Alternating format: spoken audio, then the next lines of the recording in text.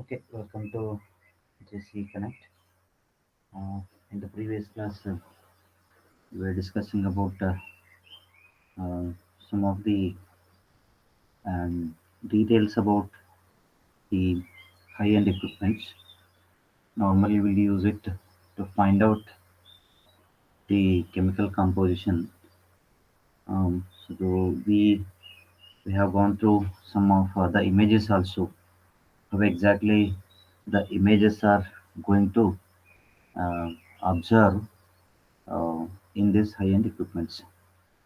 So the first one, that is about the scanning electron microscope, that is SEM, that is uh, used to find out the shape and the size of the particles.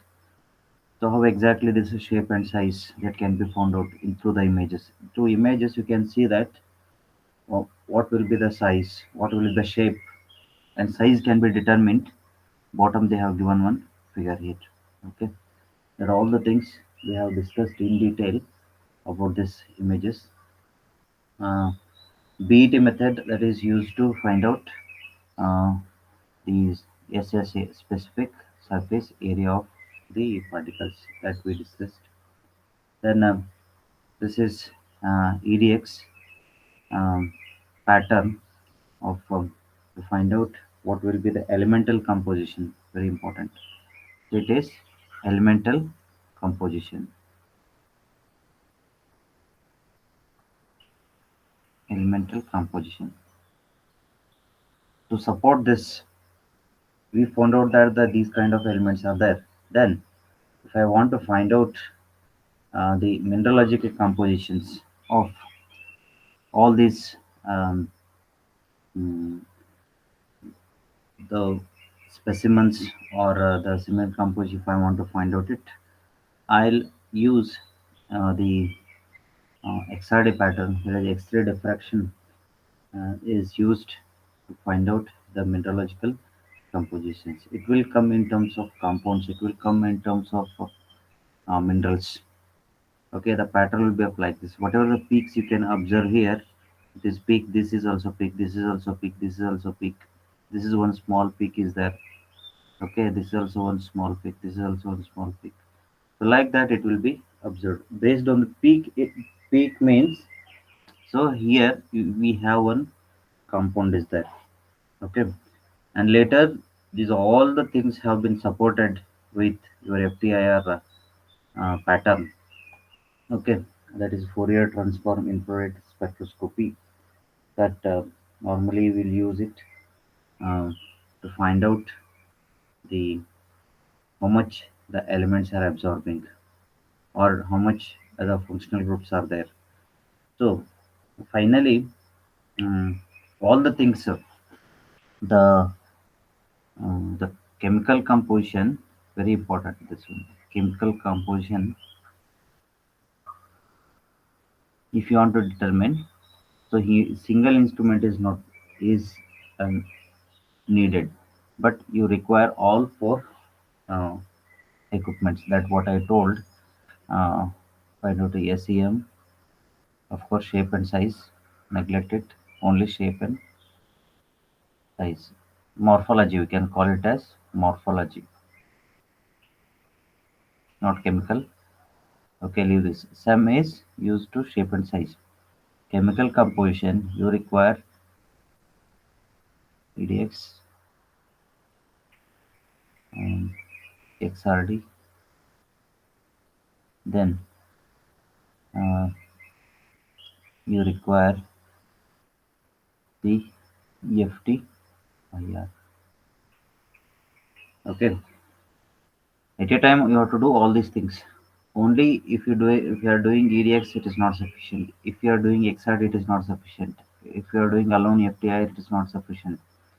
So all here you will get element, here you will get mineralogical, here you will get the functional groups. So then all the things has to be compared. Okay, if Mn is there, if Mn is there, it has supported with XRD. For example, if we are getting Fe in the EDX pattern. So then here it has to be supported with some kind of Fe2 O3 like that. Fe2 O3 like that. Suppose assume that in EDX pattern, if you are getting Mn, if you are not getting the Mn in XRD pattern, if you are not getting Mn, then somewhere some problem with the measurements. So if elemental composition, if you are getting in um, uh, EDX pattern, then it has to be supported by the Fe2O3 or Fe3O4. Like that, something in terms of Fe, it should be there. Suppose if Mn is will be, if it is there, it will be at least MnO2, MnO3. So like that, it will be there. Okay. Suppose if you are not getting all those things, so then you assume that somewhere something, some problem is there in the testing. Okay. So then we discussed mm, uh, discussing about different types of strength characteristics. Of course, we'll move a little bit fast from here because still many testings are there. Compressive strength. So normally it is given by the unit called MPa. Okay, it will be conducted with the help of universal testing machine with a different mixed designs. You prepare it and go for testing. Okay, this is how you have to prepare the mold and you have to test it, the cube or the cylinder, whatever it is. Okay, this is what the uh, compression testing machine. This can also be done with the help of UTM, that is universal testing machine. Here you can see, observe, we used to discuss the compression, compression, then tensile, then you have flexure. Through this you can see, other than this, if sliding moment will be there, assume that if sliding moment will be there, okay, if torsion will be there, okay. So other than this, other than the three, even the specimens can be subjected to these also. Okay, so like that you have different types of that can also be tested. uh. So first one that is compression. How exactly load is happening on this? You can see first one. How exactly tensile, this and you can see. Okay, tensile B, that is B. Compression is squeezing type of loading. It's very important. Okay, tensile is pulling apart, so pulling at both the ends. Then shearing action, it is sliding. Okay, sliding on each other. Then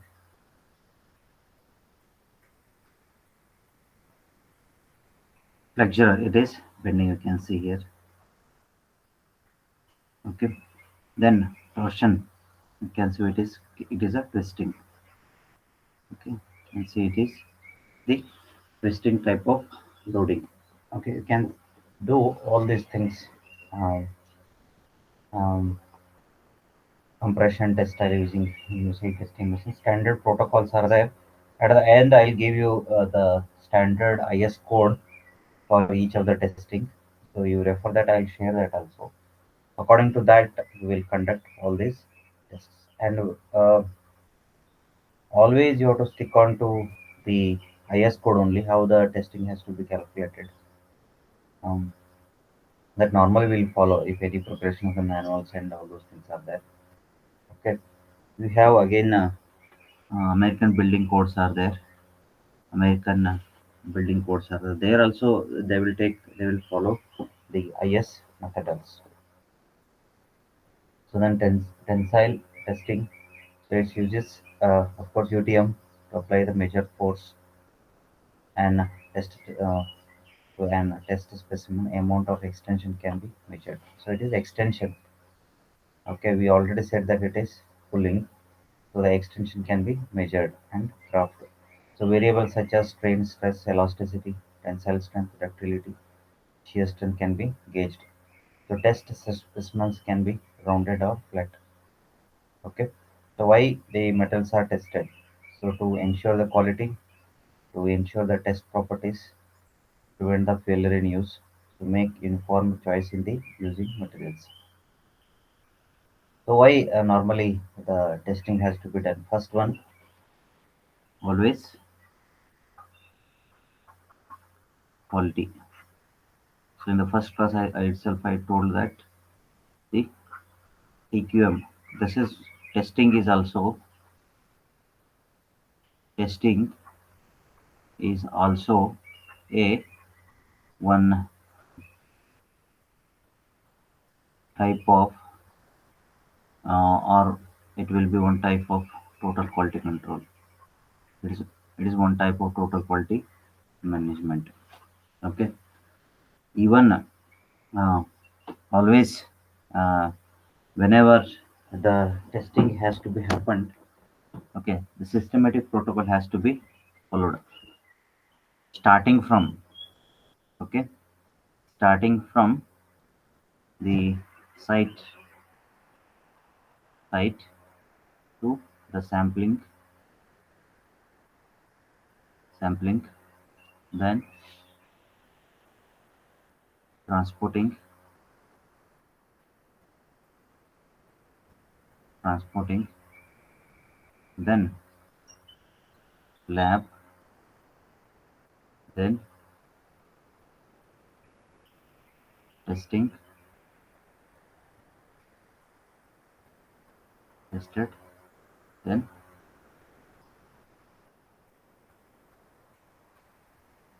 recording and comparing with standards. Okay, whenever the testing, any of the material has to be tested. Okay, so this systematic protocol has to be maintained from here to here. Okay, so site. So what kind of site it is? What purpose? What purpose they are constructing? Construction site is of what?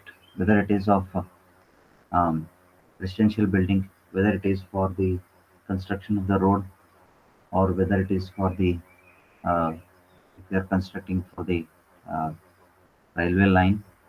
Suppose if you are constructing for the dam, okay, the first one purpose has to be identified. What purpose you are doing it. Then sampling is very important. Most of the time, uh, sampling. What will happen is this is the biggest problem in happening in the real situation. I'll tell you.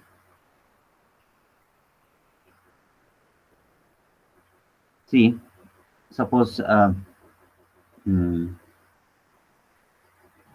the site is assume that if it is a road, if it is a road, then the sample has to be suppose if you are testing in your college or in your firm or in your laboratory. Normally, the sample has to be taken by the those who are doing the testing. It is not supplied actually. What will happen is that in real situations, in the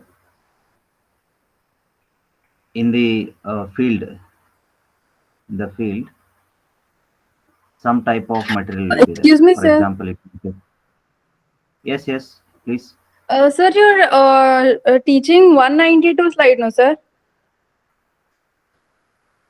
just a minute. I am teaching why metals are tested. Sir, no, sir. We can only see that compression, tension, shear, flexure, and torsion figure, sir. Yes, sir. So the 192 slide number we can see, sir, only. Just a minute. Let's check it out.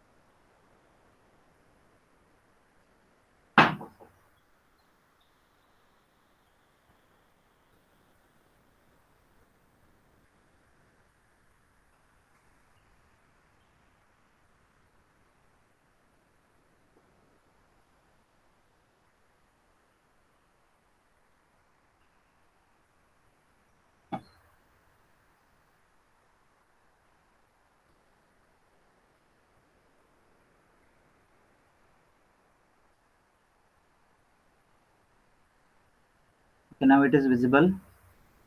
Yes, sir. Yes, sir. Okay, fine.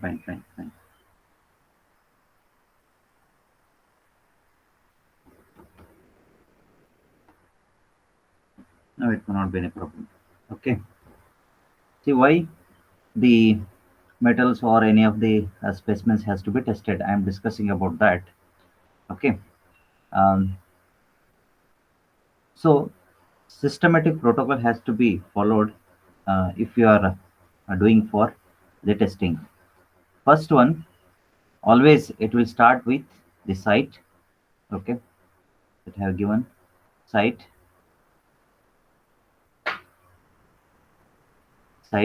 then sampling, then transporting, lab, testing, recording, and comparing with the standards. So this hierarchy has to be followed in a systematic manner. So when it comes to the site, okay, before that, for what purpose you are doing that? For example, if you are constructing the road, if you are constructing the dam, if you are constructing any of the uh, building, okay, so that is what the purpose. Okay, so again, whether if you are constructing the dam, so what kind of material has to be followed, okay, whether it is M40, M60, based on that only you have to use it. Okay, first one that will comes to the site. Okay, then sampling, this is very important. Suppose if your sampling is correct, the other things it will be perfect. If the sampling is not proper, okay, so then we'll end up with most of the time the wrong results. Why sampling I'm focusing is that this is happening in the real situation also. What is happening is that suppose if you are constructing the road, here you have hierarchy will be there. So contractor, then lab facility,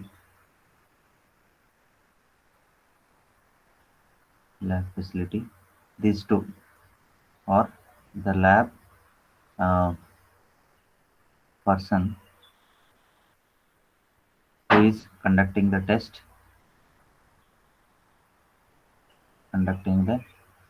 and giving the reports. Okay, what he will do is that one person has taken one road. Okay, what he will do is that he will bring the sample to the laboratory, but according to the code or the standard, what it will say is that sampling code, what it will say that those who will do the test, for example lab facility, assume that in our college or some NABL laboratory. Normally I'll tell you what is that NABL and all those things. Okay, suppose if NABL lab peoples are conducting the tests on the materials, so these persons only has to go to the site and they have to bring the sample. But what is happening is that in real situations, the contractor only supplying the materials to the laboratory and is getting the reports. That should not happen. Okay, those who are conducting that uh, the lab, those who are conducting the test, they won't have to go to the site and they have to um, bring it to uh, to the laboratory and they only have to give the reports. What is happening is that this person we don't know from where he has supplied.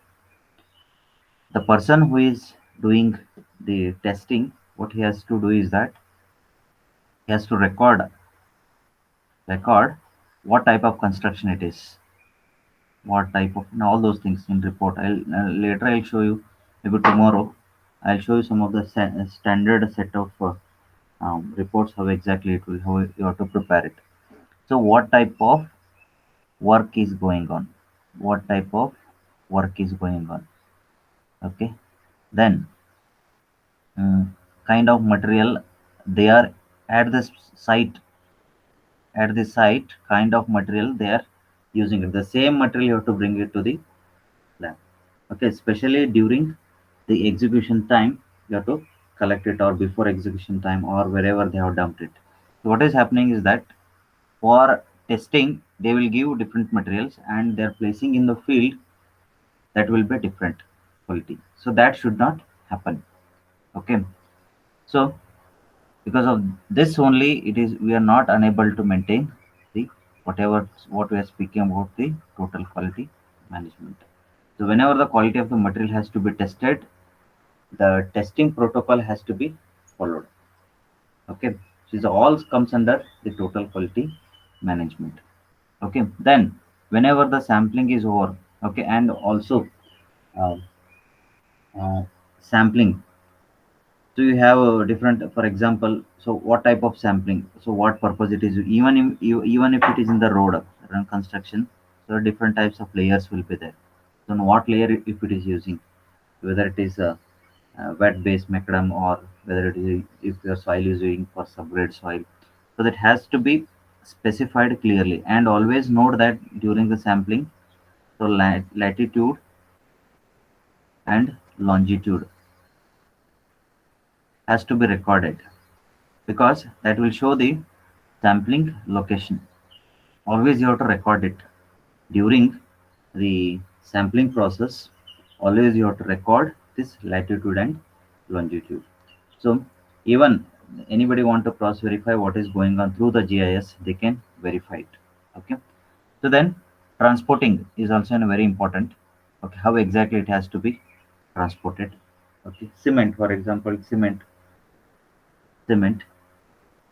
and always it has to be in a sealed packet.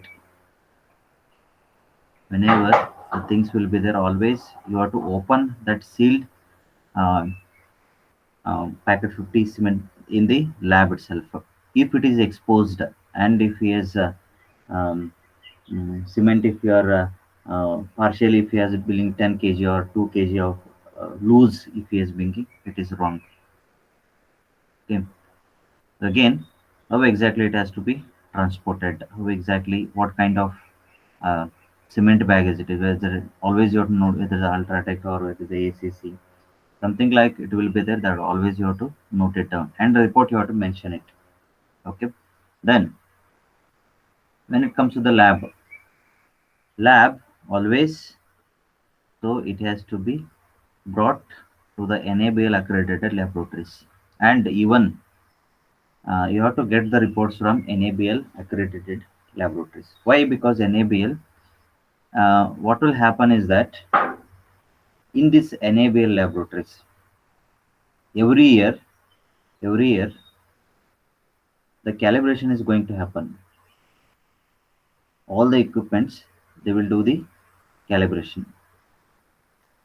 The calibration in the sense, for example, you have UTM is there. Okay, UTM is there. One specimen they will prepare, assume that that is specimen, and for that specimen they should get they should get and they should get 20 MPa. Assume that they should get 20 MPa. They should get, according to the standard, they should get, and they will take this 20 MPa specimen, and they will test it, and they should get in UTM, whichever the UTM have it is in your laboratory, they should get 20 MPa. Means standards, known specimens, known strength specimens will be there. For that, they will take it and they will do it in UTM. If they are getting 20 MPa, it is okay. It is calibrated. So calibration in the sense, checking whether the equipment is correct or not. So how will check the equipment is correct or not? It is only with the help of standard known values. Okay. For example, if you are testing the SBC, then always you have to go with the known SBC specimens. So for that, so systematic calibration is going to happen every year with the help of um, They only come and they will do, and they will give you the certificate of calibration. So this NABL stands for the National Accreditation Board for Testing and Calibration Laboratories. Okay, the persons from the Central Accreditation Board, it will be there. It is for only testing and calibration purpose. They have to come and they have to certify that all the equipments are calibrated. In that laboratory only, you have to test it. Specifically that. Okay. See, other type of laboratories are not recommended because most of the time they are not calibrated. Okay, once they have calibrated for 10 years, they will use it. But in NABL, every year they have to get the certificate of that's calibration certificate. If the calibration is correct, means almost whatever you are testing, that is also correct. And the testing protocol. So how exactly? Always I say that you have to use IS code. Okay, you ought to stick on to the IS code only. How exactly you have to treat? How exactly you have to prepare the specimen? What size you have to prepare it? Okay, how to load it? Okay, how to get the results? Okay, so that thing is about the overall testing. Then recording in a proper manner. That is also a systematic protocol. Okay, some standard methods are there. How exactly you have to record those values. Okay, similar table will be there. Proper table will be there. That table you have to strictly follow. Okay, systematic method will be there that you have to follow it. Then once it is recorded, then check that whether my specimen is suitable for the purpose or not. Again, it has to come back with the again. If we started with the purpose and we ended with some of comparing with the standards. So the once the results has been recorded, then check that whether your purpose is served or not. Okay. So if this cycle is complete,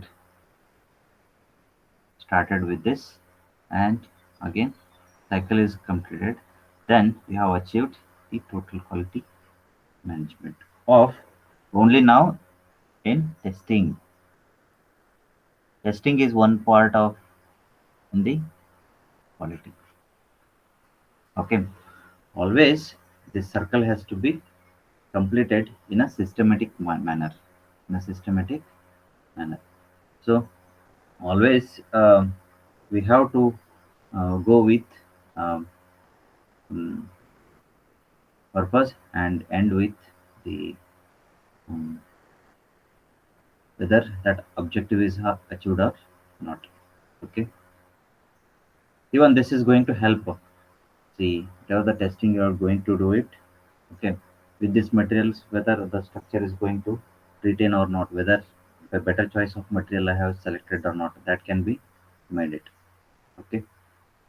So then in tensile testing, what exactly you are determining? So that is strength, ductility, elasticity, stiffness, modulus of toughness, model of resilience that can be determined. So UTM, of course, you will use it. This will skip. Okay. Okay. Then come to the flexure. Okay. We use this code only. Okay. The flexural strength, it is also known as the modulus of rupture, bend strength, or fracture strength of mechanical parameters of brittle materials is defined as the materials of ability to resist the deformation under load. So the flexure strength represents the highest stress experienced within the material at its moment of rupture. So when an object formed of a single materials like wooden beam or a steel rod is bent, so it experiences a range of stresses across its depth. So normally you can see here. Okay. So this is used with this formula. Just to go through this. because it's already covered. Machine. Of course, we'll use the original testing machine to do this. Okay, then we'll move on to the types of cement. So we'll use a uh, ordinary Portland cement, which is of 33 grade. Then how exactly this has to be tested? So then you have to use IS 269 1989. It's an OPC 43 grade, so you have to use IS 8112 1989. Okay, then OPC 53 grade. What type of testing you have to use it? So IS 12269 1987. Suppose if you are specific some of the cements, if you are targeting, so rapid hardening cement if you are going with, so it has to be tested with this sulfate resisting cement. This has to be registered. So Portland slag cement. Okay, so IS 455 1989. Okay, then quick settling cement. So this will use it. Same, will be same. Then low heat cement, that will be used. So then Portland pozzolanic cement, IS 41489. Then air entering cement, then colored cement, then hydrophobic cement, oil well cement, high alumina cement. So the different types of it will be there. Normally we'll use this OPC.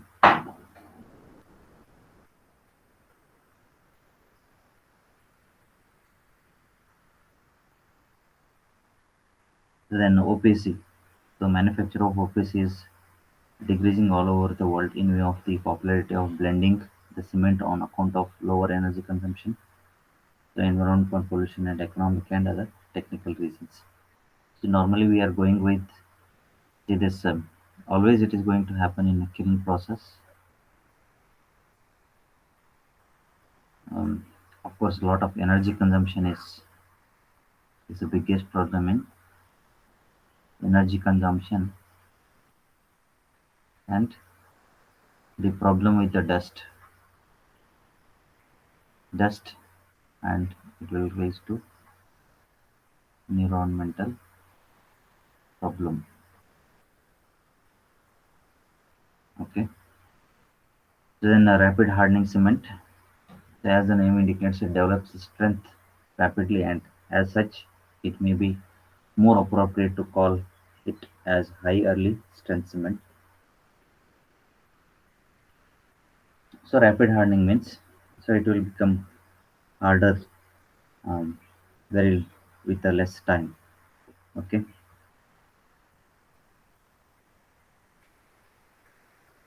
It is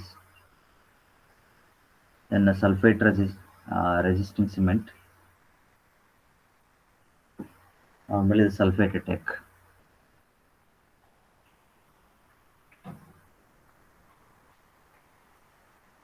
Sulfate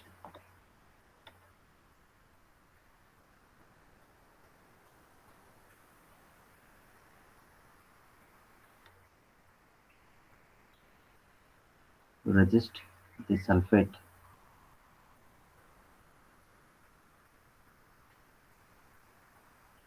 Why the how this has to be tested? Sulfate attack or the chloride attack. Two are very important components. Sulfate and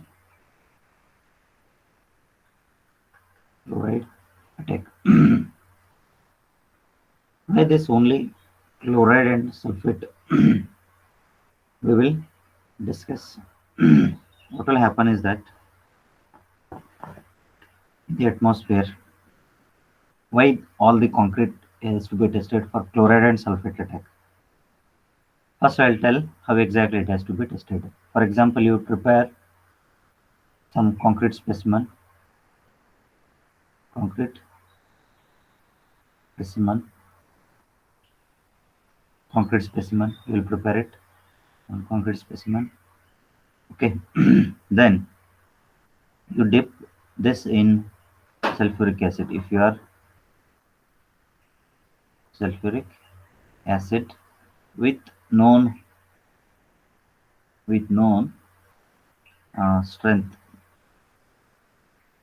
strength of the solution.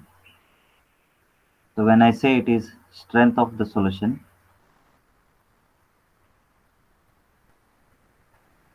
when I say it is a strength of the solution, you have to prepare in terms of molarity, in terms of normality. We'll always will take 1 molar H2SO4. So 1 normal H2SO4. So we will not use any concentrated um, acid here, and always we'll compare with this with the pH. Okay. Suppose if you are um, hmm, testing for sulfate, okay, this sulfuric acid will be used because it consists of sulfates, that is H2SO4. So SO4 is sulfate. H2SO4 is sulfate. Okay. So then prepare the known strength molarity, 0.1 molar, 0.3 molar, zero point 0.4 with related to pH. For example, how exactly it will be interlinked. For 1 molar, if you prepare H2SO4, so how much pH it is giving?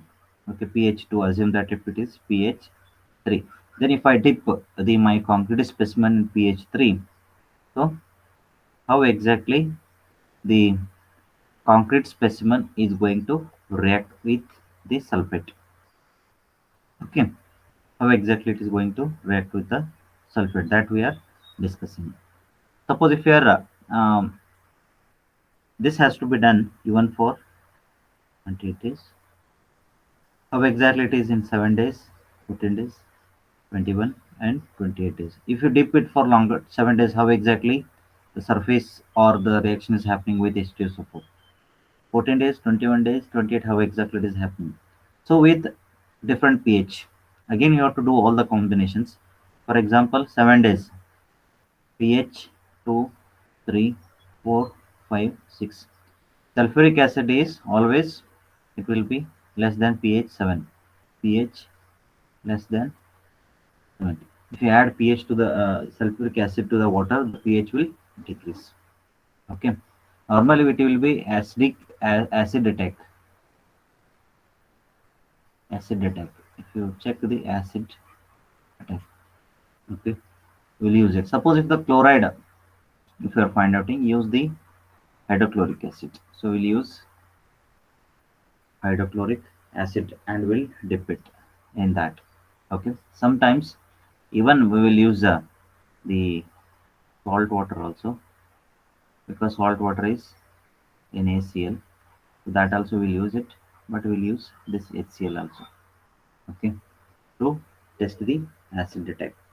Okay, suppose for normal OPC cement, whatever, if you have prepare the cube, if it is attacking with the sulfates, um, if it is attacking with the chlorides, many of the times it will be in industrial purpose. Then to overcome that, so we have to create the sulfate resisting cement.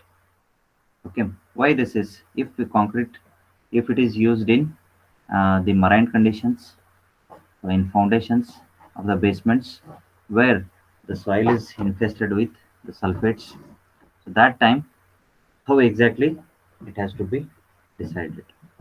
Okay, so the Portland slag cement, so again it has its um, own importance. Um, so whenever you want to reduce the heat of hydration, if you want to make it refinement of pore structures, If you want to make it to reduce permeability, so then it can be used. Okay, so different types of cements it will be used in um, for different applications. So the remaining things we'll go ahead with the next class. So of course we'll go a little bit faster because um, he has mentioned in the syllabus that it is a there are different testings, and so the cements, what type of cements will be there. So just it is the introduction I'm giving because in a single module he has kept the complete concrete technology. Okay, so we'll just touch up, and wherever it is required, I already said that we always will talk about the total quality management, and always the questions will be of in terms of total quality management only. Okay, for example, I explained the laboratory quality of how we are going to test the quality of the material, explain the protocol. So like that, we have to explain in terms of total quality management only.